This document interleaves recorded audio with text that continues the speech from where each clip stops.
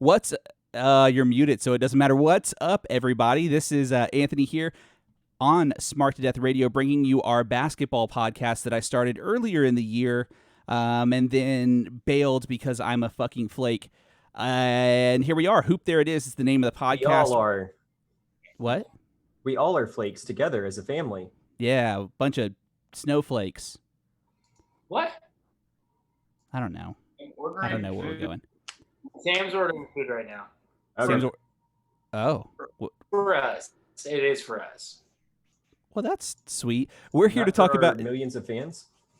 our millions and millions of fans. So we're here to talk about the NBA bubble. It is coming soon. That starts on the 30th, about 11 days. And since we haven't recorded since the fall, we've missed a whole lot of stuff. So this episode is basically going to be us talking about some things that happened, playoff standings, try to figure out what the fuck is going on with this bubble because it's very confusing, which took us 23 minutes to figure out that we don't know what's going on. And then we'll try to just kind of dick around and see if we can figure out who's going to be, who we think's going to be champion. Idea. Perfectly. Our specialty, dicking around. Joe's hammered. I have a beer myself. I'm not hammered. Thank you very much. Oh, Sam is. And our friend Sam is here, but he doesn't want to be on the television, so he's hiding. Anyway, let's talk about it here. So, guys, let's start with the very first thing, and we would be terrible basketball fans and a terrible basketball podcast if we didn't do this. We haven't recorded since the tragedy of Kobe Bryant happened in January, which in 2020 feels like about 45 years ago. It's been a long year. Kobe passing was real sad. I'll let you guys chat because I've been talking a lot, but I just want to add this before we do it. TJ can vouch for this. I hated Kobe. As a player, couldn't stand the man. Didn't like watching him play. But I was thinking about it today as I was getting my thoughts together before we do the podcast. Kobe, for me, was the perfect basketball villain because he would just break your heart. He was so clutch. He was so money. But then also there were a lot of things on the court that you could pick at him about, and you took a lot of shots, things like that. But he is a transcendent player, one of the best of all time. I mean, one of the top 3 players in my mind to ever touch a basketball. And he inspired a generation of players, right? Mamba mentality is a thing. Mamba mentality crossed over into normal non-basketball life. People have a Mamba mentality about goals they achieve. So I'll be real with you boys. I mean, I cried a lot. I mean, it was tough. It was tough. yeah. But rest in peace, Kobe and Gianna. What a fucking tragedy. We still feel the effects of that tragedy today. And even with the pandemic, I'm glad they figured out a way to get the NBA to finish. It would be a damn tragedy if we didn't have an NBA champion the year Kobe passed. That would be a fucking shame, Yeah. Agreed. There's a reason why Michael Jordan, of all people, called Kobe his little brother. It's because of his work ethic. I think Kobe Bryant was the hardest working basketball player, maybe next to MJ, if not on the same level, that we've ever seen. I should say, that we've seen, at least whenever it's been televised and media has been following it more and more. But obviously back in the day, they didn't really follow how much practice people did or anything like that, how many hours they logged in the gym. But Kobe was the hardest worker on the floor every single time. There's tons of YouTube compilations and tons of interviews from players that played at the same time that Kobe was playing, just them talking about how they would want to get to the gym early just to get in a few shots, and they already saw Kobe there practicing when they got there 3 hours before the game. And then he was the last one to leave the gym after the game too, because he got his shots up after the game as well. Tore his Achilles and still hit his free throws. If that doesn't tell you what kind of athlete and resilient individual that he was, I don't know what will. It was a sad day in basketball when he passed and his daughter passed. Daughter even more sad than him because she had such a bright future. She had that dirt fadeaway going for her. Yeah, she did. It was sick, man. Really, really sad. Really, really unfortunate. You never want to see somebody that was an icon of a sport pass away, but you never want to see a young child pass away either, with nothing but the future for them. So rest in peace to both of them. It does suck. It's a sombering thing to talk about, especially when we're dealing with a sombering pandemic right now. But you got to give the respect to the man that built the Staples Center to what it is now, man. Like Staples Center, LA was always a powerhouse, but dude, there was when Kobe was there were plenty of times after Shaq left that it could have just been the Lakers just sucked. Lakers just sucked. But Kobe did not allow that to happen. And he got Pau Gasol to buy in on it, and then he got Andrew Bynum, who obviously has his plenty of off the court issues, and it's been known to be a hothead. He got him to buy in on it. So like, if you can do that kind of shit right there, then you're good in my book. So. Yeah. Anything you want to add there, Joe? Yeah, no, I come from the same boat as you have. Like, I mean, my dad was a Celtics fan for me all growing up, and so I grew up liking the Celtics. So naturally, hated watching Kobe play and hated playing against Kobe and everything about him. But I think we saw a lot of different sides of Kobe after his retirement, and I found myself, especially on his last game, cheering for him more and wanting. Oh, dude, what a last game, man! Yeah, and especially in his last game, like I think I had a moment of realization then that like this is the last time I'll get to see Kobe play, and despite my feelings for him, he's a great player, and I want to see him be Kobe again, and he was, and seeing who he was post basketball and how great he was kind of made me like retract everything I said about Kobe in the past and like him a lot. And so hearing about his death that day, I thought it was a hoax for hours. I just thought it wasn't real, because you hear that shit all the time. Like, yeah, this person dies, whatever. I didn't think about it. And then when I realized that it's a real fucking thing that Kobe Bryant's dead, it's one of the like weirder things of like celebrities setting in. What are you hearing about like old actors, Yeah. Sorry. Hi. Hi. This is Sam. Talked about a podcast a long time. It's like it's one of those things of like an old actor or like, somebody you hear about famous. like old actors, and like that's what I was like kind of thinking of that morning, just kind of waking up on like I think a Sunday morning. It was like Pro Bowl Sunday, so I woke up and surfing through Instagram and like found a really like vague mention to like his, he's gonna be missed, and I was like, what the fuck are you talking about? And then Google it, and it was the weirdest thing. I'm with you and Anthony, like not my favorite player ever, like at any point, growing up, but like weirdly like floored me more than any like kind of thing that I've ever like heard in that regard. It's like just kind of like my stomach dropped, and I thought about it all day, because he felt like, someone that young especially felt like, one of the invincible ones. And I think especially with that Mamba mentality, he felt like he would never die. Like it seemed like something that would never ever happen. Yeah, for sure. Yeah. Yeah, that dude was going to live to 125 because he was too stubborn to die. Yeah. I thought I would die before Kobe did. Yeah. Oh, I for sure thought I was dying before Kobe.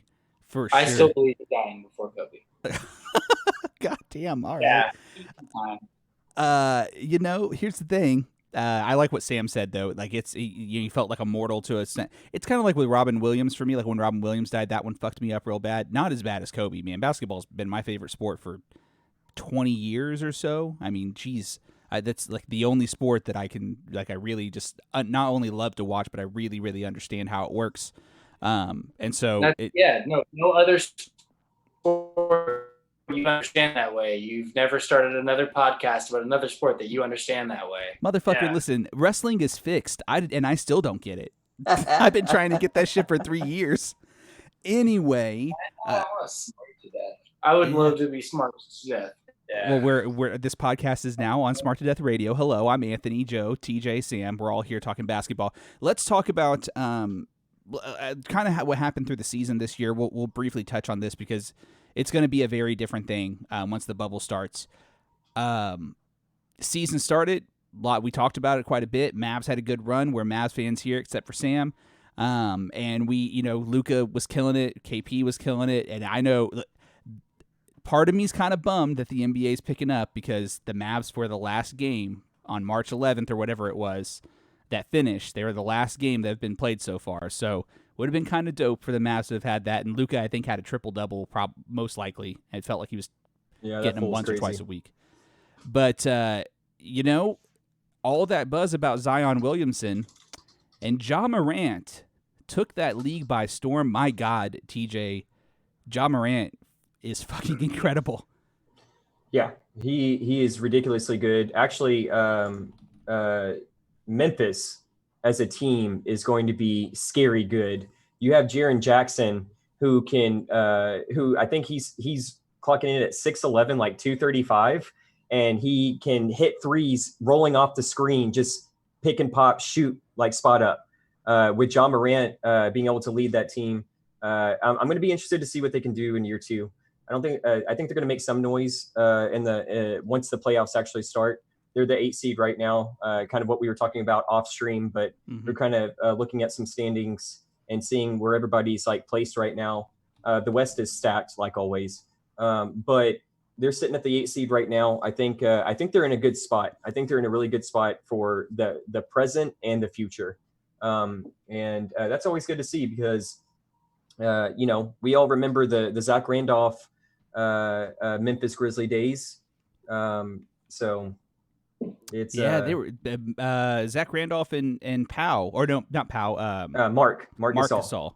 Yeah. God, they were. Zach Randolph, Marc Gasol, Rudy Gay was there for a little while. Yeah. Mike Conley. Mm-hmm. Mike Conley fell off, dude. Mike Conley got that bag and then he fell off. He looks like he's 80, but he's playing like he's 80 right now too. He is not doing too well. But hopefully he can turn his career back around. Really, really nice guy and did a shit ton of good stuff for Memphis. But Ja Morant, I think I personally, like, I know that Zion has all the cameras pointed at him and all the media is focused on him. But I think Ja Morant is the guy that we should be looking at because he's the dude that's, I think, the best rookie in this class so far, with Zion being hurt for most of the year. Mm-hmm. I mean, Zion came in with a fury though. Dude did come in just balling. Oh yeah, I'm not trying to take anything away from Zion. He's obviously going to be a superstar. He will be a top 5 player in the league at some point in his career. He came in hurt. Like, say it again, Joe. I mean, you can say everything you want. Like, we didn't make it to playoffs because so many people were hurt. Like, it still reflects on your rookie year. You were hurt for most of it, so. Well, I think Ja Morant hurt fucking for a weighs small out. part of it if that hadn't happened. Like, he did come in with the fury after being hurt, but like, Sure. it wasn't most of his rookie year in a normal year, No, and the season getting cut short really hurt that rookie of the year race, which was going to come down to the wire, I think. But there's Zion was going to win it, but we all knew Zion was going to win it. Yeah, I heard an interesting conversation on some ESPN show. I mean, the thing is I'm looking it up right now. Zion missed 44 games this year. 44 games. Like, I don't care if you hit the league by storm or not. Ja Morant was putting up numbers in all 44 of those games. He deserves a rookie of the year right there. Like, you get hurt. That's what sucks. Like, it's just the same reason why, if Giannis were to get hurt right now and miss most of the season, you can't put the MVP right there. It's just a level of competitiveness that if you miss, you can't win awards. Nah. Yeah, and it doesn't matter. Like, it doesn't even matter because we can't see how valuable you are to the team because we've gotten to see you play for such a minuscule amount of. Right. Yeah. Especially with it getting cut short. Like, you have no business even being in the conversation of rookie of the year. You've missed 44 games. 44 is that what you just games. said? Yeah. 44 games. You're not in the conversation. I don't fucking care. Yeah. Nobody knows. With all that being said, I'm not trying to hate on Zion because the dude, like I said, is going to be a top 5 player, if not a top 3 player in the league at some point during his career, no doubt. If he can stay healthy, the dude is going to be phenomenal. Mm-hmm. The only way that you could be brought back into that conversation is if you win every game and you win it by like an absolutely astronomical number. Then Zion's back in the conversation. Like if Zion comes back and they're beating teams by 20 every single game, then sure, you see how valuable that person. But at this, if we're gonna talk about it honestly, at the same time, Zion's not the best player on his team right now. No. Oh no, it's Brandon Ingram. Yeah, that dude is balling out. Like Zion's not the best on his team right now. Brandon Ingram is clutch. They have Pelicans, dude. Our division, the teams in our division right now are ridiculously stacked. The Spurs are the worst team in our division right now. Let that sink in. And they're still in the fucking playoff hunt. If the Spurs don't make it in this playoff, that's the first time like almost ever. It's the first time in a decade at least. They've not made it to the playoffs. Stupid. It's like 17 years or something like that, I want to say. Because it's been like since the 90s, I want to say they've been making the playoffs. Yeah. They've won more championships than they've missed. Dude, check this out. They have an NBA record, or tied for the NBA record of 22 consecutive playoff appearances as of 2019. Who's the other team? Their streak started in 1998. Well, that was before Y2K. 1998, that was Jordan's last year. Yeah. They haven't made the playoffs since Jordan retired. So you said they're tied for the record. Who is tied with them? Let me take a look. 22 straight years. That's a lot of damn year. I don't know who else would. The Syracuse Nationals and Philadelphia 76ers. Huh. They switched. So it looks like they used to be Syracuse Nationals back in the day, 1950 to 1963, switched and changed to the Philadelphia 76ers. So when they changed, it went from 1950 to 1963, 1964 to 1971. So 2 teams, but all the same team, if that makes sense. Yeah. Right. Just changed their name. But from 1950 to 1971, they had 22 seasons. So if the Spurs can somehow pull this off, they can somehow pull off just making the playoffs through all this madness.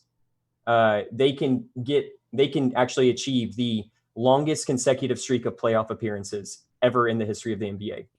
Man, and never ever count out Greg Popovich either, especially in this situation. Well, he's had how long has Pop been a coach for all of that?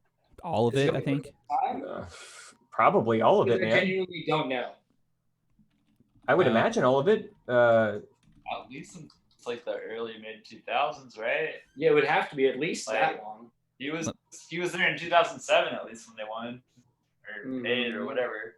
They've won 5 championships during this streak. All of it, 1994 till now. Yep, all of it. So he's been the coach as long as I've been alive. Oh shit, that makes me feel old. As long as I've been alive. 17 years. 17 years. Coach Popovich has been the coach of the Spurs. Who got that man a beer? Wait, hold on a second. Joseph? It's not 17 years, you dumb shit. It's 27. No. Thank you, Anthony. Thank you so much. I know that I'm not 17 years old. I thought you said it was 17 years. I thought you said it was 17. I was playing off the bit, man. Come on. Oh, I forgot about the bit. Oh, the free shit. throws Okay. and whatnot.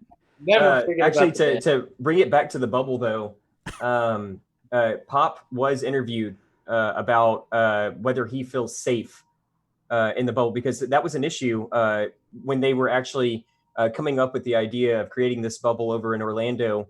The main issues were, in terms of coaches, Popovich, Mike D'Antoni, and Alvin Gentry, the 3 older coaches of the league, possibly getting this. And obviously, we know that it might be, it could take a turn for the worse if they end up getting it. But Popovich went out and said that he feels more safe in the bubble than he does in Texas right now because of the crazy uptick in Texas. So, and I can't argue with them. Listen, who wouldn't feel safer in goddamn Disney World than Texas on a normal day? I don't know. Never been.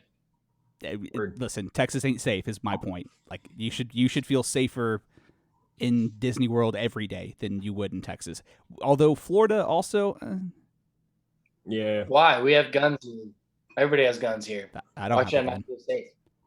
You fucking hot, brother. All right, well that's enough on this MVP. I don't know if you guys we'll touch on MVP real quick. It's Giannis's, right? I mean, the season didn't finish, and everything that happens in the bubble does not count toward end of the year awards. So LeBron doesn't. No, it doesn't. So LeBron does not have a chance to win the MVP. Yeah, it's Giannis's MVP. Period. Wait, why does it not have to do with? I guess because they weren't playing consistently and they've had a bunch of time. Like, I don't know. Most of the season was already done, is what they're saying. And so the guys that were up for MVP were on teams that were already like solidly in the playoffs are not going to do much more, is the argument I heard. But it's a little weird for Rookie of the Year that it wouldn't count. I don't care for that much. But John Morant's got it. It's John Morant's going to be Rookie of the Year. Giannis is MVP. I don't know who they would have as Defensive Player of the Year. I don't know who's standing out. It probably either Rudy Gobert or AD. Yeah, maybe AD. But I mean, is there anyone else that could win Rookie of the Year? Luka was hurt for a while, or else he would have a real threat at MVP. But his MVP, I mean, Luka has a threat at MVP, given that like.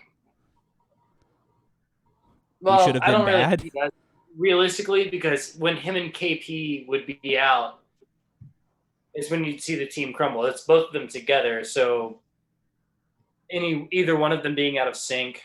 I'd like to see Luka finish top 5 in the MVP race at least. I think that'd be good. I'm sure he will. But I don't know if he will finish top 5. Just considering like who are you going to put him over? I mean, you got Giannis, LeBron, Kawhi, AD. I think Kawhi's played less games than Luka. I don't think Kawhi's in the MVP picture. I think CP3 is probably in the MVP picture more than. I think he would have to win the fucking national championship again to win it. CP3 might be the most improved player, which is so fucking weird. He's a Hall of Famer, and he could be the most improved player because. I mean, he didn't have a very good time over in Houston. No, not toward the end. No, he did toward the beginning of them being there. But who's going to win that Sixth Man of the Year? Have y'all been paying attention to that race at all? I have not been paying attention to actually, I know. I tell you what, I'm looking at it right now. Most improved player of the year on CBS Sports. Hopefully they don't start blowing up with these damn ads, but looks like Bam Margera is going to win Sixth Man of the Year. Bam Adebayo, Brandon Ingram second, and Lucas third. Brandon Ingram comes off the bench? No, most improved player, not Sixth Man. Oh, okay. Wait, they're considering Luka for most improved. That's wild to me. Yeah.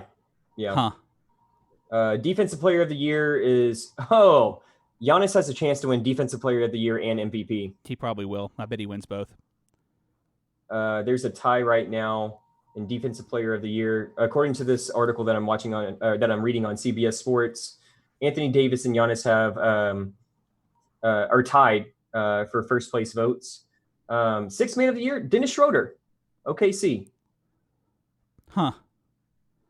Montrezl Harrell is second, and Lou Williams is third. Lou Williams does not age. No, man, I feel like he's been around. Not age. He's been around as long as Joe's been alive.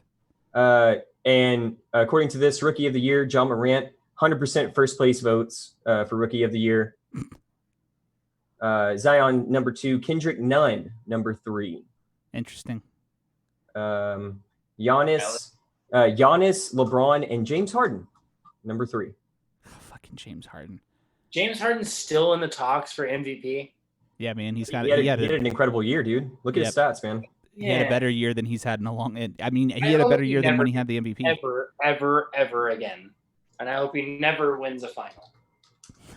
I don't think you have to worry about that, man, because Houston cannot seem to get it done in Game 7s, and especially during the playoffs. James Harden can ball, he can play, but in the playoffs, man, it's not so much. That's the D'Antoni way, baby. Have a couple of good years. Even when he didn't have D'Antoni, though, Harden wasn't really doing all that much in the playoffs, man. No, I mean he was not six man. He was six man for the OKC team that made it to the finals. Harden did more for OKC as sixth man in the playoffs than he did for his own team in the playoffs. Yeah, well, that's probably Harden. true. Harden was average. Granted, short season, but still, this is ridiculous. Averaged 34 points on 35% from three. 43% from the field. This is from 61 games and 86% from free throw. Not bad. This is unrelated, but I just saw this just now to retweet. Of MVP candidates. What'd you say, Sam? Say that again. Said James Harden is the Mike Leach offensive MVP candidates. Oh shit, that's a He good put up numbers comparison. all day, but he's never going to win anything. Yeah, Yeah, that's a good comparison. If I could drop the mic that was on the table, I would. But Unrelated, completely unrelated. Before we move into talking about the bubble and the outlook for the rest of the season, I'm scrolling through to retweet our video, and I see somebody say, "Man, I really liked Seth Rogen until I found out he smoked weed. Fuck that guy." What? It took someone until the year of 2020 to find out Seth Rogen smokes marijuana. Sam, bring me a spliff. Bring it. It's like, Jesus Christ. He was in Pineapple Express smoking weed. They're just figuring that out. Hey, real quick though, y'all want to know something crazy? Yeah. The Toronto Raptors are the 2 seed in the East. Yes, the Raptors are good, and apparently I saw an article the other day. People are like, they're really good. They're like, hey, calm down. Giannis may not be in the finals. The Raptors might make it back. They're real fucking good. But for real though, like the Raptors are real fucking good. They have 46 wins and 18 losses. They are they're 23-9 at home and 23-9 on the road. They are dead even right now. 30-10 in their conference. Damn, that's way fucking better than we projected them to be. So how does that make that last year's? Huh? How's it compared to last year? Let's see. Oh, that's a good question, actually. That's a very good question. How do you feel about that team, you know? Maybe Sam should be the host of this show. Instead of you, bum-ass. No, I shouldn't. I think the biggest shocks in the NBA in terms of teams overall came out of the East, with Toronto being really, really fucking good. And Miami was getting dogged in the offseason, talking about how they were going to be shit. They're the 4th seed. Tyler Hero, baby. No, you know what? Was it Jimmy Joe Buckets, that baby. said? Was it y'all two that said that they were going to be really good, and I was the one that said they weren't going to be good? Miami? That sounds right. Yeah. Jimmy Buckets, of course they were going to be good. Jimmy Buckets and Bam. Bam came into his own. Dude, Bam is still on that rookie contract right now, and he's playing like ridiculously good. Dude, Man. Miami is so fucking good, and it's stupid, and it doesn't make sense, but they are. And Philly is trash. The Philly Raptors. is trash, and Philly, fucking the rumors about big man from Philly going to Miami would be tight as shit, because then Miami is going to be back to where they were, and I'm going to hate them again. And What, Embiid going to Miami? Yeah, Embiid's there's not some going to rumors. Miami. There's some rumors. Well, that no, Embiid there was wants out. rumors back before shutdown that Joel Embiid would be going to Miami because of his relationship with Jimmy Buckets and how he hates Ben Simmons. Yes. Yeah, but Miami's not going to trade for Joel Embiid because they don't need him. They have Bam. You know what though? Did y'all see how Ben Simmons went fishing? In the NBA these days. True. But think about it, like I guess for me personally, I mean, once again, I'm not saying it's out of the realm of possibility, but I'm saying think about it from a team perspective. If you have Bam, why would you get another big man when you can get Bradley Beal instead? Because Bradley Beal's not happy in Washington. No, he's gone. The Wizards fucking suck. He's been and they're not treating him right. Bradley Beal. Huh? I don't think Miami is going to get Bradley Beal, but at the same time, Jimmy Buckets is friends with Joel Embiid, and like that was the entire basis of the rumor. And, Man, I'm just going to tell you, I would much people to go to different teams. That's how that fucking works. It is how it works, but if I'm Miami, I'd much rather have Bradley Beal, which is an easier get, than Joel Embiid. I'd much rather have Bradley Beal and Jimmy Butler on the perimeter. I don't give a shit if you want Bradley Beal. I want Joel Embiid. What are you gonna do? I think they can afford Bradley Beal over Joel Embiid. I think Joel That too. Embiid's contract is going to be a little too fat for their pockets. Honestly, that if too. Miami makes the right trades because they're not getting either of them right now, they can get both. Fair. Let's Sam asked about the Raptors' record last year, 58 Yes, and sir. 24. 58 and 24? Not very different from this year's. Actually, no. If you go based on like, if the season wasn't shortened, yeah.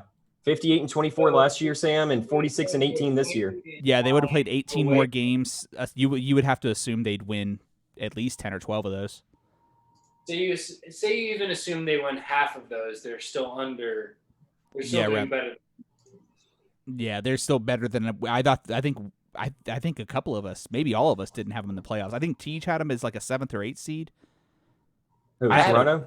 Yeah, I'd have to go back. I'd have to go back and listen to like our old episode, but I think I had Toronto squeaking in. It's just I didn't have them up that high at all. No. If I remember in the East, I had Bucks, Celtics, Sixers, Heat. I'll have to. I'm gonna upload our Eastern Conference and Western Conference episodes onto. They're already back. They're already available for anybody. So if you're listening to this episode and you're listening to it on the Hoop There It Is platform, it's like the last 2 episodes before this one. But Smark Death Radio, I'm going to upload just them. take my word for it, and that's what I said. You don't have to look it up. Like, that was my 4 teams that were going to be in the. I am a genius. Leave me alone. Don't look that up. All right, sorry, Kanye. Anyway, let's move on to talking about the bubble here. So let's run down. Goddamn right, I'm the Kanye of this podcast. Today's not a good day to say that. Today's not a good day to say that. Oh yeah, I just saw that. Not a good day to say that. Yeah. Kanye I don't know if you guys heard the news, but Kanye done fucked up again. So I saw it when I pulled up. Let's not give him any more attention than what he needs, because like fuck that guy. Oh, Kanye. Good morning. Okay, but real talk though, the new Spurs over in the West are the Denver Nuggets. They keep getting good. They're a 3 seed right now, and no one pays attention to them. They're just flying under the radar. I fucking told y'all in the fucking basketball, and they're winning. And Jokic is weighing like 125 pounds now. So like he's the new fucking Tim Duncan. Like he fucking is. Bro, like Jokic is like he's not flashy. Jokic is not yoked anymore. Yeah. Dumb. Well, Jokic got fucking coronavirus and like couldn't eat anything probably for a week. Is he back yet? Is he here? Does anyone know if he got in yet? That's how he got. That was like skinny. I feel like that was way earlier in quarantine. No, but he couldn't travel into the United States because we were like, hey, we're fucked up, but actually everyone else is, so y'all can't come here. The thing is it's funny that you mentioned that, because I just thought of this. It's really good that the NBA has this bubble, because MLB is starting back up, and I know we're not a baseball podcast by any means, but in the sports world, it still does kind of pertain. The Toronto Blue Jays cannot play in Toronto right now. And the MLB is starting up, like, I think in a week. They're starting on Wednesday. Yeah, and Canada is just like, no, you can't come over until the cases are down. Like, they have the border closed and everything. So I don't know what the MLB is going to do with the Blue Jays. Imagine if the NBA had not created this bubble. The Raptors are a 2 seed, and they can't play in Toronto. That would be insane. So once again, good on the NBA for doing that shit. The entire point of the bubble is to carry on the playoffs. Like, nobody's going to Toronto anyways. Oh, I don't know. Toronto is like supposed to be one of the like best cities in the world, man. Sure, but for the playoffs and the entire point of creating this bubble, so that if everybody and keeps everybody safe, nobody's going there anyway. So it doesn't really affect that. That's what TJ's saying. As I'm explaining what I'm saying, but like. I'm just saying it's good on them for creating this bubble, because it could have been bad. It could have been real bad. Yeah, I think that was just the entire point anyways. Of like, let's keep everybody safe, and we want our athletes safe. So for sure. Yeah. So let's talk about bubble, right? It's a literal bubble. So we're gonna let's explain this bubble here real quick, because it is kind of a clusterfuck to understand. It is very confusing. So they are in 3 hotels at Walt Disney World. They paired some of these teams together that I think is just stupid. And so can I interrupt you real quick, Anthony? Go for it, man. I don't know if you saw this today. I didn't get to tell you off stream, but did you see that they're building a barbershop in the bubble? No, but that's fucking dope. They're currently building a barbershop in the bubble. They probably already have it built by the end of the day today. Like the NBA players are? No, the NBA organization. It says like NBA playoffs, like NBA barbershop. Disney has no idea what's going on. They're like, we got a barbershop now? What the hell is going on here? That's hilarious. They're fucking practicing in the grand ballroom of these hotels. Like they just like put a court in the ballroom. But in one of the hotels, you have there's going to be so much tampering. The Bucks, Lakers, Raptors, Clippers, Celtics, Nuggets, Jazz, and Heat. So all of your really good teams where all of your good players are staying in the exact same fucking hotel. The Grand Floridian is another one, which they're bitching about this hotel, but it is nice. NBA players live a different life than us. Thunder, 76ers, Rockets, Pacers, Mavs, Nets, Grizzlies, Magic. All of your middle up-and-coming teams are together with up-and-coming talent. And then the Yacht Club is the other one they're staying at. Blazers, Kings, Pelicans, Spurs, Suns, and Wizards. And there's your people that are fringe playoff teams staying. They literally grouped the absolute worst teams together. Who did you say the Jazz were with? The Jazz are with the top guys. So Bucks, Lakers, Raptors, Clippers, Celtics, Nuggets, Jazz, and Heat. Okay. Somebody from the Jazz are moving. Oh, Somebody from the Jazz are moving with that Rudy Gobert controversy with the coronavirus and everything. Oh, yeah. Somebody from the Jazz are moving. And for sure. Somebody's going to the Lakers. I think Spider is going to go to the Lakers. Not Spider's going to the Lakers. I think Spider's going to a playoff team for sure. I just don't know which one, but I know the Jazz are going to try and hold on to Spider, and probably dump Gobert before they try and dump him. But somebody on that team is not going to be a Utah Jazz for much longer. Like, motherfucker, Gobert is like part of the in a way, like Gobert did fuck up by doing the shit he did and like joking about coronavirus. But then he tested positive. It's actually kind of like a double-edged sword. What a dick! But also like, hey, glad you're healthy and that you tested positive as early as you did before we really had a shit show with all these players getting sick. And now he's staying in a hotel where all the players that shouldn't get sick are. It is just weird how that works. I mean, he doesn't have it now, but it's just fucking crazy. So the way he's still not 100% recovered. Have you heard about that? No, I haven't. So he is one of the few. He came out and said he got interviewed in late June, I think, and he's one of the few guys that came out and said that his sense of smell and his sense of taste is not back to 100% since he got it. Because there's a lot of people that have gotten the coronavirus and they've lost their sense of smell and lost their sense of taste. His sense of smell and taste are not 100% back. It may be now, but as of late June, it was not. That's fucking crazy. I think he kind of had to pay for his boneheaded decision. Because he couldn't taste or smell anything. What'd you say, Joe? I said, for a fact that if he doesn't win, they're going to say it's because he can't taste or smell.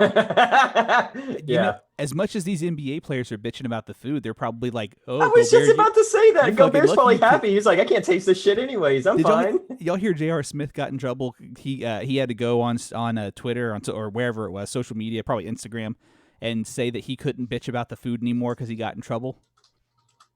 J.R. Smith, for real? He just got a contract out of nowhere. Like, he got a contract because of COVID. And then he goes into the bubble, eats the food, bitches about it, and then the Lakers are like, "Hey man, you can't fucking bitch about the food on, like, what are you doing?" He gets in trouble. Oh, anything is possible. So the bubble is crazy, right? So they're going to be playing. They actually start scrimmages this week. They start on the 22nd to the 27th. They're scrimmaging against each other. The way they're scrimmaging is they are going to have the teams face off against teams that they probably wouldn't face in the playoffs. So these are going to be great scrimmages. We're going to have really good playoff basketball because you have playoff teams scrimmaging against each other. How fucking crazy! When did you say the scrimmages start again, Anthony? The 22nd to the 27th. Oh, so like in a couple of days. Oh yeah, like the season will start. Period. It is starting. We're good to go. Well, I know that. I just didn't realize that they were like doing scrimmages like right now. Okay. I don't know if they're going to be aired, but I hope so. Oh, I hope so too. Live stream that shit. Come on now. I imagine you'll be able to find the somewhere because there's no sports going on. Anything will fucking satisfy people. Probably on like ESPN 14 or something like that. Yeah, ESPN doesn't have any sports going on. Correct. I mean, there's soccer and soccer is going, but that's on NBC. I mean, that doesn't fuck with them. Baseball's about to start, but nobody cares about that shit. Baseball's on Turner Sports anyway. Turner and Fox, so it doesn't matter. I don't know how the TV stuff is going to work, but the games when they start, there's 8 games. From what I've read, is there will be games for those of us that are stuck at home, which is the majority of us. There will be basketball literally all day, starting as early as like noon, which is fucking dope. Oh my god, that makes me so happy because I got to be quite honest with you boys. I have played an unhealthy amount of NBA 2K20 during this pandemic, an unhealthy amount. Like I simmed the Dallas Mavericks all the way to the 2030 in a like my league. And by that time, I just had like auto-generated computer like AI on there. Luka won like the MVP 4 times in a row. It was a beautiful thing. I was so happy. I had the Mavs win. They had a 5-peat. Like it was beautiful. So the fact that I can actually watch real basketball all day instead of living in my fantasy world, I'm very happy. Yeah, I've just been picking what teams I want to play on 2K and then benching myself for the entire game. Watching the game. And it feels like I'm courtside because I'm watching from the bench. So it feels great. It feels like real. It feels real It feels like real basketball. Whole career. You get super stoned and you just watch basketball from the sidelines. Nice. Wow. It's been great. That's how I've supplemented sports in the entire quarantine. Okay, who's the always watching from the bench, who's what? Like he always has, entire career. Mm-hmm. Mm-hmm. Okay. Hey, Sam Anthony, said you suck. You mentioned tampering earlier. Yeah. Who's gonna be the new 3-headed monster coming out of this? Whoever the fuck AD and LeBron get, I don't know who they're gonna get. They're going to get some. Lakers don't have the cap, man. They're gonna have to re-sign AD. I think I thought they had a bunch of 1 year deals. Well, sure, but AD's an unrestricted free agent, and so he's on a 1-year deal. So you have to re-sign him. Are you going to let a lot of guys from your bench depth suffer because you're going to let a lot of dudes walk so you can get one big star again? Nah, man, it's going to be Miami. I'm thinking it's going to be Miami, man. I think somebody's going over to Miami. That's literally, I was trying to think of everybody that could possibly get it. It's Miami at the end of it. Miami's going to come with 1 or 2 more people from this whole Y'all thing. know how much easier that pitch is going to be after a goddamn pandemic for these free agents? Like, you go up to them and be like, hey, remember that time we literally couldn't travel because it was unsafe and Florida never shut the fuck down? Come party in Miami. We're athletes. This shit ain't going to bother us. Come party in Miami. You don't have to travel anywhere. Just live here. No state taxes, too. Like, Miami is a scary, attractive destination, especially right now. Always was. Why they haven't been just great forever, I don't know. But then you got Jimmy Buckets there. I think Philly's in trouble with losing their momentum that they kind of built up, which I've never been a Philly fan. Be out of the loop in the next 3 years. Yeah, I've never been a Philly fan, so no love lost there. Boston's a team that we haven't really been talking about much. Gordon Hayward is going to be. Hold on. What? Who has been talking about Boston? Who hasn't said that Boston was going to be good this entire season with Kemba Walker?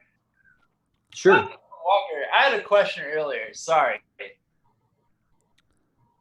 How many years y'all think it takes for Jason Tatum to win MVP? He will never win MVP.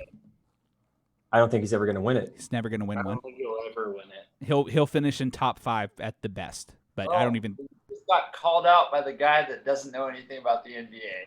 And when that happens 2 years from now, this podcast is going to look like a bunch of idiots. So, but it already does. Yeah. We'll have retired like 6 times like Michael Jordan by then. What? What? Go ahead. I didn't hear what you were saying. Yeah, he said 2 years from now. I said we'll have retired like 6 times. We'll just pull a Jordan and keep retiring when things don't feel like they're going our way. Yeah. The thing is, though, Jason Tatum is good enough for people to think that he should win the MVP. You got Kemba Walker, and I mean, you've got a fucking solid team with the Celtics. The Celtics, and what I said, and you can track that through our previous episode before the season started. The Celtics have a good chance of winning the East. I'm not talking about how we haven't been talking about Boston on this podcast. I'm talking about in terms of free agent moves. Yes, what I'm saying is we haven't been talking about Boston's free agent moves because Gordon Hayward, that big contract that he signed, it's going to be done. So that's freeing up a shit ton of money there. They'll probably ship him because he keeps getting hurt. They don't have to ship him. He's going to be a free agent. Yeah, his deal is just going to expire. He'll go somewhere and sign a medium deal. They don't have to pay the fee for him to go. That's what I'm saying. And so right now, he's going to be an unrestricted free agent next year. This dude is making $31 million a year. You have $31 million with that team that you freed up. Now, granted, you're going to have to re-sign some dudes, but I like to imagine that they can keep Kemba, Jaylen Brown, and Jason Tatum together. Maybe add another piece because they're missing Al Horford. Al Horford leaving hurt them. Mm-hmm. But they're freeing up money. If they don't get it this year, next year, they're freeing up money to where they can actually get a pretty decent free agent or a couple of role players that even just like strengthens their bench. I think they're going to be around for a while. Like you've been saying, Joe. Yeah, the Celtics, I mean, I think the years of the Celtics being bad are over, right? Like Paul Pierce isn't there by himself anymore, so we don't have to worry about them sucking. As great as Paul Pierce was, fuck that guy. As great as Paul Pierce was, a lot of the teams that he was on were pretty damn bad. Now, mind you, they did have like Paul Pierce and like Wally Zerbiak. And who else? There's another couple of guys that just no bueno. I really think it's Miami though. I really think that I don't know what their cap space is, but man, they got a lot of rookies. That's why everybody thinks that they're going to get a big star because they got a lot of young talent on rookie deals, so they have the cap room. And they traded Justice Winslow, Dion Waiters, and James Johnson. All those deals are gone. Those were for Andre Iguodala. Winslow was still on his rookie deal, if I'm not mistaken. Dion Waiters had a fat contract for the way that he was playing. I don't know about James Jones, what he was getting. James Johnson might have been. Or James Johnson. He's younger, isn't he? Yeah. But I was surprised that they traded Justice Winslow, actually. I wasn't. Justice Winslow's not bad. Pretty decent small forward right there. And I thought that he fit the system well. But he's gone now. And they're clearly rebuilding. And we all know that Pat Riley is a mastermind behind the scenes of getting people over to Miami. So enough talk about fucking Miami, though. Yeah, let's talk about who's here. So we've got these teams in the playoffs. We'll talk about the East first, then we'll talk about the West, and then we'll make our predictions, and we'll call this one a wrap. Might be able to do another little preview episode right before it starts because I think we have enough to talk about for another episode before the season starts. Bucks are the 1 seed, Raptors 2 seed, Celtics 3, Heat 4, Pacers 5, Sixers 6. Those are your clinched teams. Then you have the Nets, Magic, and Wizards playing for 7, 8, and 9. There are 8 games to go. And the Wizards are 6 games out. And the way it's going to work is if one of Wizards ain't doing shit. Bradley Beal's not there. No, Bradley Beal's not there. Wizards, this is a waste of them being there. But whatever, got to follow the rules, make it even for the East. Fine. Yeah, John Wall's hurt too, so the Wizards, there's no chance at them making it. No. But if they were to be able to win games and they were within 3 games of the Magic, they would get to play a potentially 2-game playoff to get in. They'd have to beat the 8 seed twice, or the Magic have to win once, or the Nets have to win once to get in. 7, 8, and 9 are non-factor. Really, honestly, 5 through 9 are non-factors in the East. Maybe the Pacers, maybe the Sixers. Maybe the Sixers. Who fucking knows? It just depends. Kyrie shut down for the end of for the rest of the year too, right? Did he? I thought he went to the bubble. He's hurt. Nets aren't doing anything. They don't have Kyrie. They don't have fucking KD. It's not doing anything. Nets are out. Oh, Washington's yeah. out. And everybody tested positive for COVID on their fucking team. Yep. Spencer Dinwiddie's not playing either. Yeah, they're done. They're done. Oh, I like Dinwiddie too. Yeah, they're not worried about this year anyways, man. They're worried about next year. No, next year they're going to be stupid good. DeAndre Jordan didn't go either because he has an autoimmune disease. He has some asthma. Does he really? Shit. Yeah, he can't travel because he's got asthma and all sorts of shit. DeAndre Jordan. I did not know that. Yeah, his health is not bad, but in this situation it's bad.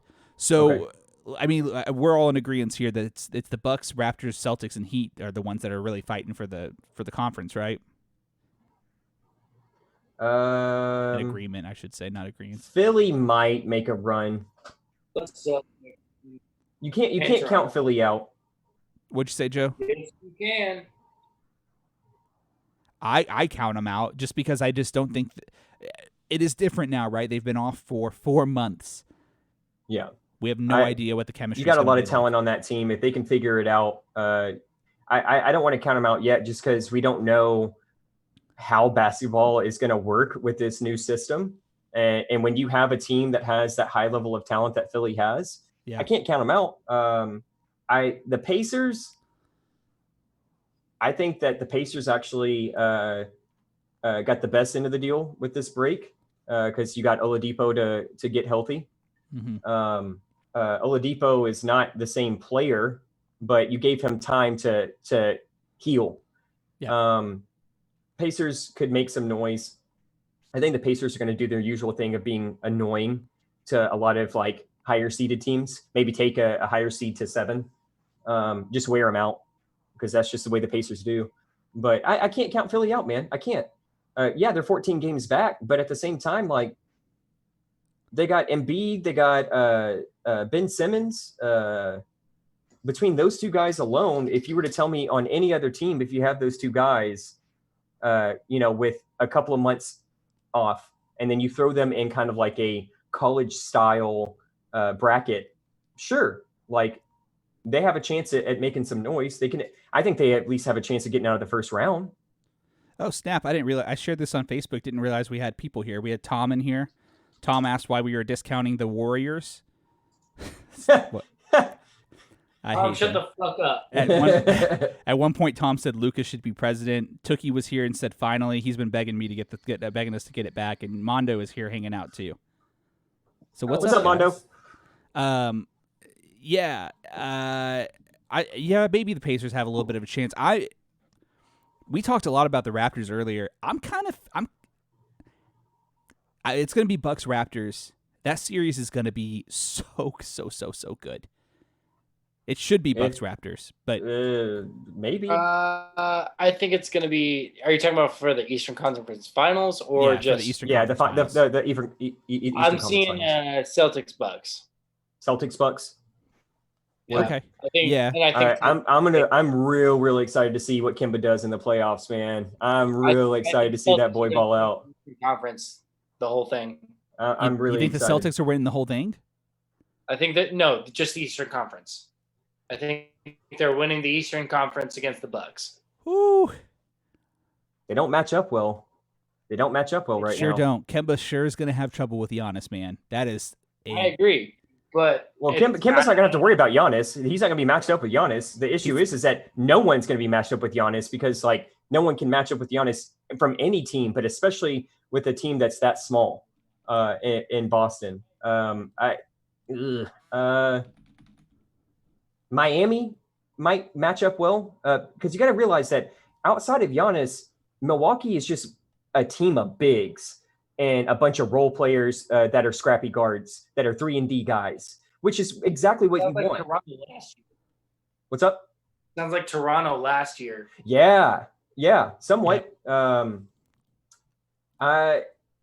Milwaukee has to be your favorite coming out of the East, but in terms of matchups, and of course, we're going to be able to see this once the playoffs actually get started and we get to seeding and all that. But if Miami and Milwaukee meet in the playoffs, I don't think it bodes well for Milwaukee. I think that there is a possible upset there because Jimmy Buckets is not going to back down. He's brought the culture of Miami over there, and Bam down low is going to be able to bang down low with the Lopez brothers over there. Now, Bam's not in the bubble yet. He wasn't there as of Friday. Not yet. I mean, now they had, like, mind you, they clinched. Is he saying that he's not going, or is it just he's not there yet? He's just not there yet. Okay. He's Same just thing not with there. Westbrook. Yes. Yeah. Except Bam doesn't have COVID. Is Bam back home? He might be back overseas. I do not know. That's the problem. Is a lot of these guys went back overseas after this stuff happened. You know what I mean? Like a lot of these guys went back overseas, and so that's a lot of the issue. You're sure that Bam's not there? Yeah, I just saw it on an article. He wasn't there as of Friday. Now, mind you, he could be now. And also, before we get done with this shit right here, we got to talk about one big thing that we have not talked about yet, and that is the NBA allowing Black Lives Matter on the back of individuals' jerseys. I did read something that 30 players, after Jimmy Buckets requested that there's no name on the back of his jersey, he requested it to be blank. 30 players requested the same exact thing, and the NBA is denying that right now. They have their list of phrases, and they are not allowing players to have no names on the back of their jerseys. So that's something interesting to kind of take a look at. I think the NBA is trying to be progressive and trying to respect everyone's wishes right now. I personally don't think that they're doing the right thing by it. They're doing the right thing by trying, but the way like the phrases that they chose and like kind of being constricting with that, I don't really agree with. Like, if you're going to give people freedom, give them their freedom. Obviously, don't let them have some crazy shit on the back of their jersey. But if they don't want to have a name on the back of their jersey, what difference does it make, dude? It doesn't. So while I think it's a good idea, and while I think that the NBA is trying to be progressive about it, the execution of it is kind of poor on their side of things. Yeah. Well, that comes from Jimmy Butler's like thing, right? The no names. Yeah. And they're not allowing that. They are not allowing that. They denied his request, and so right after, like I said, right after they denied his request, 30 other NBA players that are unnamed right now requested the same exact thing for no names on the back of their jersey, and all 30 were denied. I mean, I know LeBron had said that he wasn't going to do it, and a lot of people had assumed that the reason Bron said no is because they didn't really have any say so. They didn't really have any say so, and he was they didn't. Like, to him, it that's was like stupid. It's a media stunt. The players have to have a say so on like if you're gonna have if you're gonna go through, like I said, execution is poor. The idea was there, but like if you're gonna sit there and give the freedom to the players to be able to speak out against social injustice and racism, why would you not allow the players to choose what's on the back of their jersey? Of course, have the players take it to the league and get it accepted, but to sit there and say you can only have these certain ones, it's a bit weird. A lot of players though did appreciate the gesture. A lot of players don't. So, you know, I don't know. It's something that we definitely need to talk about because that's a big part of the NBA right now. At least they're the one organization that's trying to be progressive with this. Tom asks if we know if the other major professional sports allow nameless jerseys. I would find it hard to believe that MLB does. MLB, I believe they would do it because MLB is not going to deny things right now because they don't need the negative press. MLB has in the past. They're not. It's not a new thing. MLB has allowed that in the past. They've allowed no. Yeah. I don't think NFL ever will. NFL never will. No, they're control freaks. They haven't even put out guidelines for how to play safe. How to do anything they're safe. A fucking joke. Yeah, I don't know of any other sports that are on the same level as the NBA. Because, I mean, MLB's not even on the same level as NBA. MLB's not even on the same level as NHL right now. MLB may not even be, like, they're barely a higher level than MLS. Like, MLS is doing pretty well here. Word. Which is such a weird thing to say. Yeah, I mean, I think it is stupid. I think it's a half-assed publicity stunt, which is, I mean, that's the thing, right? Like, the NBA has done a really great job throughout in the NBA's defense, and this is the only defense I'll give them. They've done a great job with managing this pandemic as far as like everybody's health and safety, right? Sure. But they typically do a good job with their social like this kind of shit, right? Yeah. Like they let the Trayvon Martin stuff. They like the players led all of that, their protest on the court. It is so bizarre to me, Joe, that the NBA this one time has decided that they are going to bungle the response to like a social movement where their players were there, and there's a fucking documentary airing tomorrow night on TNT about those players and their involvement in the movement. Isn't that wild? Yeah, I mean, it does seem like they've been letting everybody make statements and do everything so the non-allowance of even and the non-allowance of anything seems weird to me. But I don't know. I feel like it's for some reason unknown to me. One of those situations like, oh, if they can say this, they can say whatever, and that's probably their mindset. While I don't agree with it, that's probably the idea behind it. Well, yeah, but the no names on the back of the jersey, that's what bugs me. Especially when you hear Jimmy Butler like explain his reason for that. Sure. And like, you know, a lot of the point of that movement, a lot of like the idea behind it is like just listen to the people. Yep.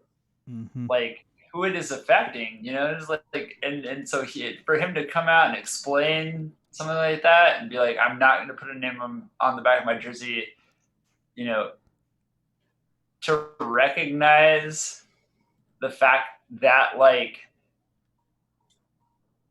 were it not for me being Jimmy Butler and me being, like, in the situation that I'm in, like, I count myself among the millions of, you know, Black Americans that are fighting for this, and that's why I'm putting no name. For them to shoot that down is egregious to me, just in the sense of like the whole point of this is like listen to the people that are telling you that this shit matters, you know, like listen. So it feels like it's, you know, the league not listening, you know, like I understand like the slippery slope kind of like allowing this or that, like it's a whole $1 billion business to run, but like that part really kind of irks me. Like what are you doing? Like you're not listening, you know, which is the entire point. Yeah, you're like, contradicting yourself. Yeah, for sure. That's a good topic segue because it is really important. I'm glad you brought that up to get into the West here. Joe has Celtics winning the East. I have the Bucks winning the East. I have Toronto. Sam? Here you go, winning the East. Who got winning the East? Oh, definitely the Celtics. Because that's what you guys said, right? That's what Joe said, and if you know anything about Joe, he's wrong. What do we got with the West? What's it looking like? Our house. Look, you see them over. Joe's feeling himself because Tampa Bay, his Tampa Bay Bucks are going to be good if the NFL starts. Yeah. I get it. I'd feel myself too. Okay, here's the best part about being a Bucks fan in this entire thing. Nothing's changed. I've had so much hope over the past couple years as being a Tampa Bay Buccaneers fan. Like, as long as I can remember, I've been a Tampa Bay Buccaneers fan. We won a Super Bowl. Awesome. Everything since then has been like, exciting. We should be great. And we're not. We're okay. At best. You won a Super Bowl? Yeah. I'm older than you, and I don't remember that. I don't remember that. So, this is the thing. We can have Tom Brady. We can have Gronk. We have Mike Evans, who I think is one of the best receivers in the entire NFL. We have everything that's awesome. It's going to be all right. We'll still finish behind the Saints.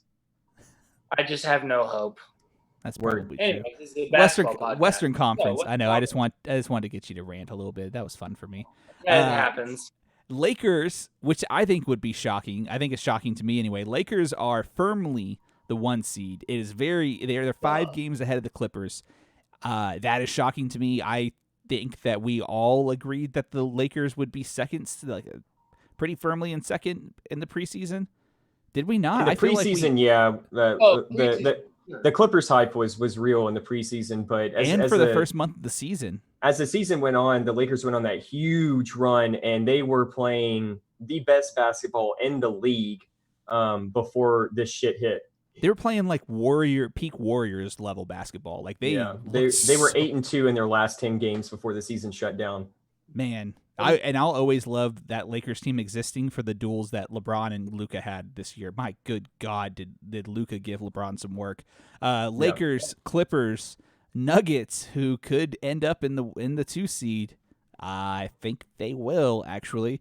Jazz, Thunder, Rockets, all clinched. The Mavericks need to win 1 game to clinch, just 1 of our 8. So Mavs are firmly in 7th, but we have a wide range here. Grizzlies, Trailblazers, Pelicans, Kings, Spurs, and Suns are playing for 8 and 9. Let's start real quick. Yeah, go. I want to talk about the record of 5 through 7. Actually, 4 through 7 right now. So you got Utah at 41 wins, 23 losses. OKC at 40 wins, 24 losses. Houston is tied with them for the exact same record. And then Dallas at 40 wins, 27 losses. There is a real chance that if the Mavs can hit a winning streak right there before the playoffs start, that they could actually end up the 4 seed. It is something to pay attention to when we start watching basketball again. Mm-hmm. Pay attention to the Utah games, the OKC games, the Houston games, and the Dallas games. Those are going to be very interesting. That was what was making the end of the season so exciting, was that all of those teams were within 1 or 2 games of each other. Yep. And we didn't fucking know where we were going to land. We could end at the top or the bottom. Yeah. And who fucking knows? That's the difference between playing one of those other teams in that loop versus playing the Clippers. I'll tell you where I don't. I think if there's a team that's going to beat the Clippers in a 7-game series at the beginning, it's probably the Mavericks. Yeah. Because the Clippers are a defensively charged team, almost ideally built to beat the Lakers, which is weird and makes no sense at all. But the Mavs are a high-powered offense between Luka and KD, and they have probably one of the best chances of beating the Clippers. So saying we play them, I think we can beat the Clippers. I actually think of the 2 top seeds, we have a better chance against the Lakers because the Lakers will play a run and gun game, and the Clippers will try to slow it down. Sure, but we're not getting the Lakers in the number 1 round. Like, we're just not.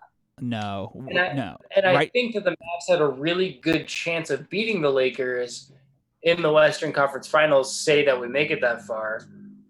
But the other bad part about that is I'm never going to bet against LeBron in the playoffs or the finals. So I think the issue is that the only person who realistically has a chance is Kawhi with the Clippers because he's proven that he can do it. Yeah. Lakers are going to face either Memphis, Portland, Pelicans, Sacramento, San Antonio, or Phoenix. Phoenix is not making the playoffs. No. They're trash. Spurs aren't going to make it either, probably. I'm not going to count Pop out just for the same exact reason as you were saying that you can't count LeBron out. I'm not counting Pop out. Don't count. I don't think the Kings are going to make it. I don't think the Pelicans are going to make it. Portland might, but Memphis is good, so they might hold on to that 8 seed. Regardless, to go on your point, Joe, about seeding, if the Clippers fall to 3, there's a very real chance that the Clippers and the Mavs are going to meet in the first round because the Mavs can get the 6th seed easily. So it'd be that 3-6 matchup. I don't like our chances against the Clippers at all. Not in the first round, I don't. I don't like our chances against the Clippers at all in any round. I don't think that we match up well against them. Games. What's up? I think the Mavs-Clippers series will go 6 games going to the Clippers. Yeah, I can see that. I can see that. Once again, like, they're a defensively driven team. We talked about this early on in the podcast when we were still doing it on a consistent basis. The Dwight Powell injury for the Mavericks is a killer. Yeah, it's huge. Is a killer. He was logging us some great minutes, and not having a big man, big man depth right there. We got Boban still, but I mean, Boban's Boban. Like, it takes him 5 minutes to run up on one side of the court. I don't like our matchups against the Clippers because I don't think that we match up well enough to actually Like if you do each player by each player, I think the Clippers match our players, our stars, and then their bench is way better than ours. Well, and that's what I think when you get to Clippers, Lakers, and I mean, I said what I said about you don't count against LeBron, and that's one of those like anomaly statistic kind of things. Yeah. As far as Lakers versus Clippers go, as on paper, Clippers should win the whole fucking thing. They have the more depth of bench as far as it goes. They're defensively driven. Defensive defense wins championships. Like, Clippers should win. And I see you shaking your head, and I disagree with you shaking your head. They don't have a better bench than the Lakers do. No, the Lakers have a much better, like fucking especially with the Caruso, signing of man. J.R. Smith. Yeah, and like they lost Avery Bradley, which is a bummer because he's not going to play. But yeah, like Caruso, that dude's good. Caruso is like exactly what you want from a bench player. The Clippers do not have a great bench. They don't. The Clippers don't have a good bench. The strongest player on their bench is their 6-man Lou Williams. Who's but great. Other than Lou that, Williams it really does fall off. They got Jonathan Motley over there, Baylor. Marcus Morris, Reggie Jackson's coming off the bench, but Reggie Jackson is not the player that he used to be. And then Terrence Mann, Patrick Patterson, like they got a bunch of vets, but it's not anybody that like.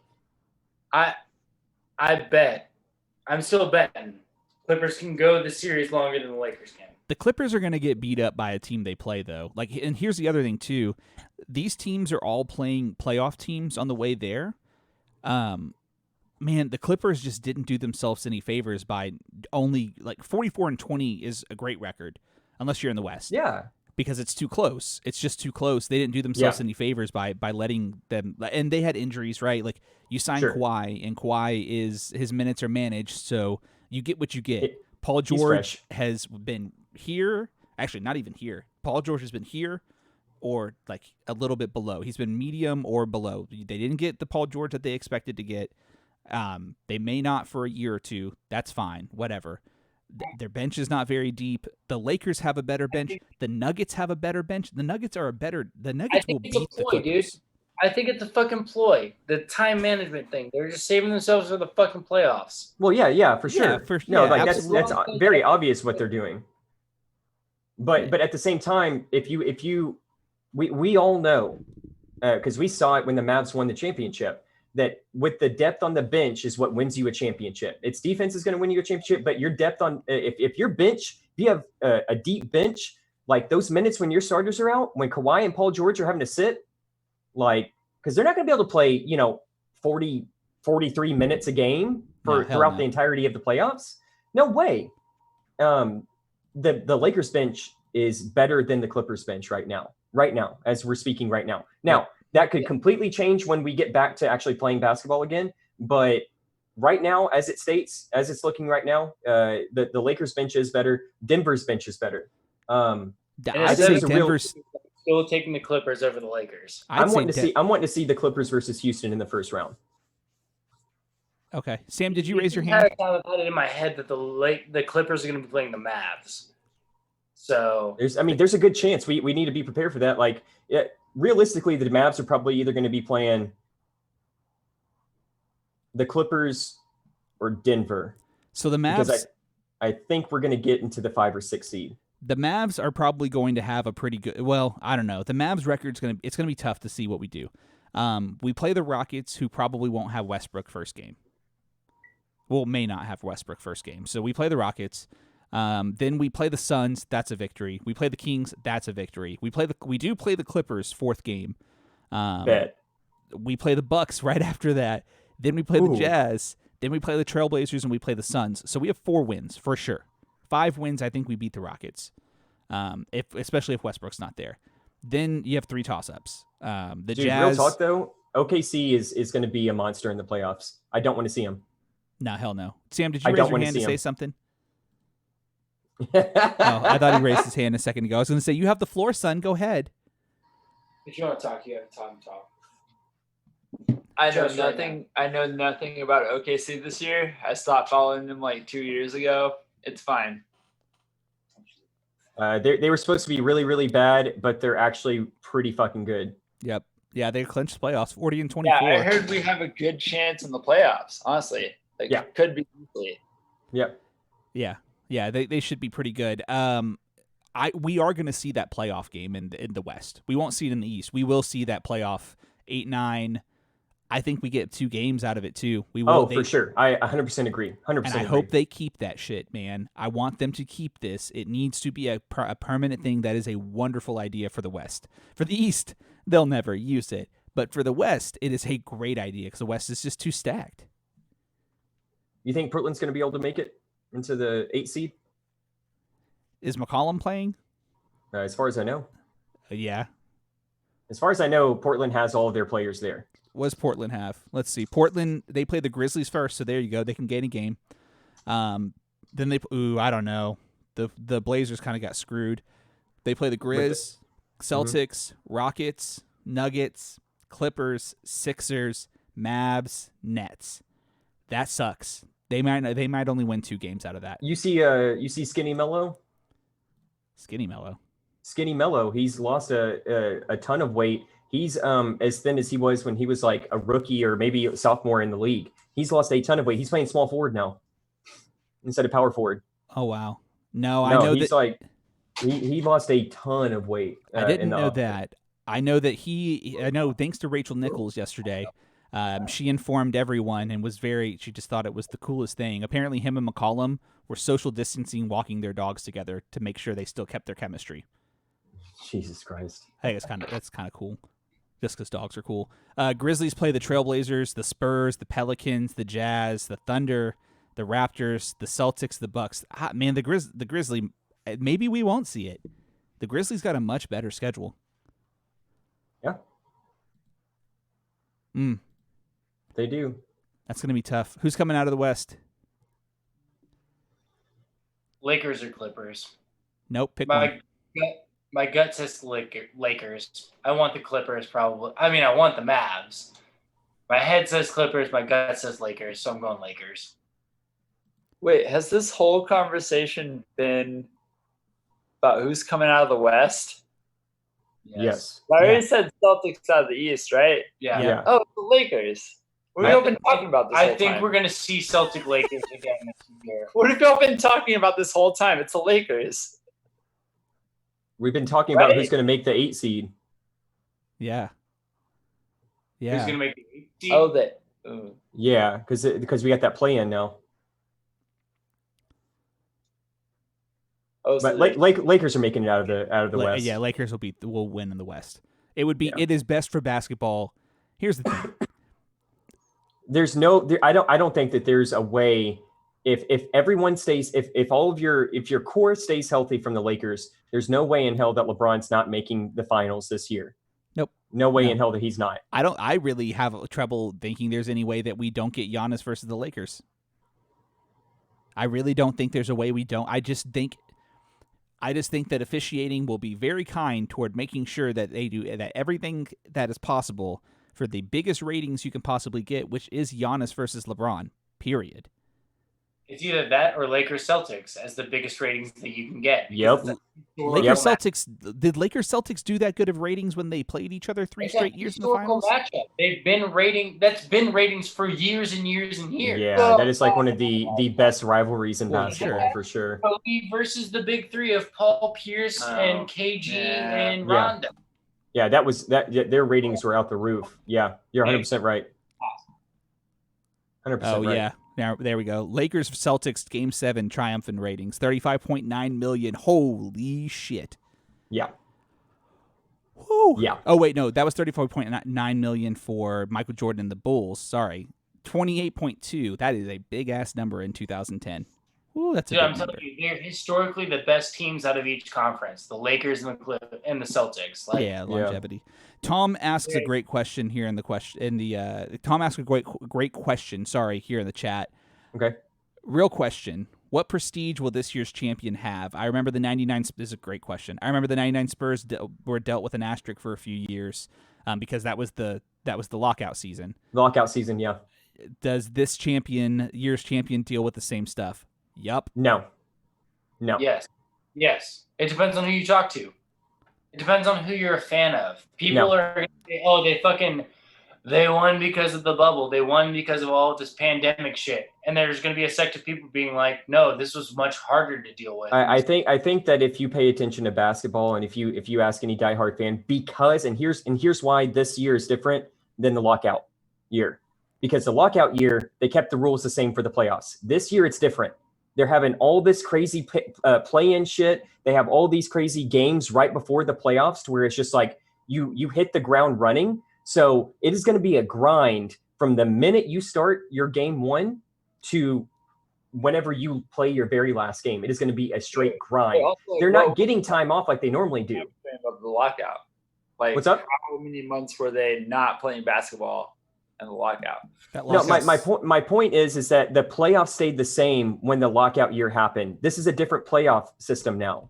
Because you have all the play-ins, because you're cramming so many games in right before the playoffs for seeding. So that's my point, is that like, yes, they had a lot of time off. Don't get me wrong. And there's going to be a lot of people that are just like, oh, well, you won because you had all that time off. But if you pay attention to the basketball that's going to be played, you're cramming so many games in before the playoffs even start. And then you hit that playoff basketball. So what I'm telling you right now is that the very first game that these guys play, and all these players have been saying it, it's going to have playoff basketball environment already. Like everyone's going to have that playoff mentality because everyone's playing for something. You had a Sam. I was actually asking what was the time frame for the lockout. They played 50 games. All of them were in the 1999 portion of the season. They didn't actually start until after the All-Star break. I agree with you. Like this is going to be this. I think this is unprecedented. That's clear. Like there's no debating that. With this sport, I think taking that much time off and coming back to a season that you started normally and end this way it's fucking ludicrous. It's like Luda. Like any detractor from Luka? Like the idea that like whoever wins this season is like there's an asterisk next to that. Bullshit. Like fucking stupid. Yeah. Yeah, no, I don't think I think it just depends on who you talk to. There's going to be an asterisk next to it no matter what because it's weird. Oh, for sure. And there's going to be pros and cons to each side of it. And so I think that's kind of pointless, so you can just nullify it and say it's the playoffs. So Tom asked, and so Joe and I both, I don't think, like, there won't be an asterisk from me, but he says, what would it take for everyone to remove the asterisk? Time. It'll just be time. The people will just get over it. Next season will start. Do it over again. There's nothing you can do to remove the asterisk. If you have a playoff, there's going to be an asterisk. You have to fucking start the season over again and have no pandemic happen for there to be no asterisk. No, I mean, maybe what happens is the Lakers win or the Clippers win or something like that, and like the absolute favorite at the beginning of the season wins, and there's no asterisk because I mean, I don't think that erases it, but like that's what alleviates it, you know, like that's what, like, you know, the Lakers win, Clippers win, like then people have less of a fucking issue with it because there's less debate about it, you know, like there's fewer people being like, you know, if it's the team that was supposed to win at the beginning of the season, I see what you're saying. It may not erase the asterisk, but it helps, I think. I agree with you, Anthony, with time. I mean, if you ask any casual basketball fan right now, do you think that the Spurs championship in 1999 is unwarranted or that they got it easy? A casual NBA fan would be like, what happened in 1999? Yep. I mean, and we're talking casual NBA fans. We're not talking about like, you know, the diehards, but like time was always going to help with that. So I think, time is definitely going to help with whoever wins this championship this year. Obviously,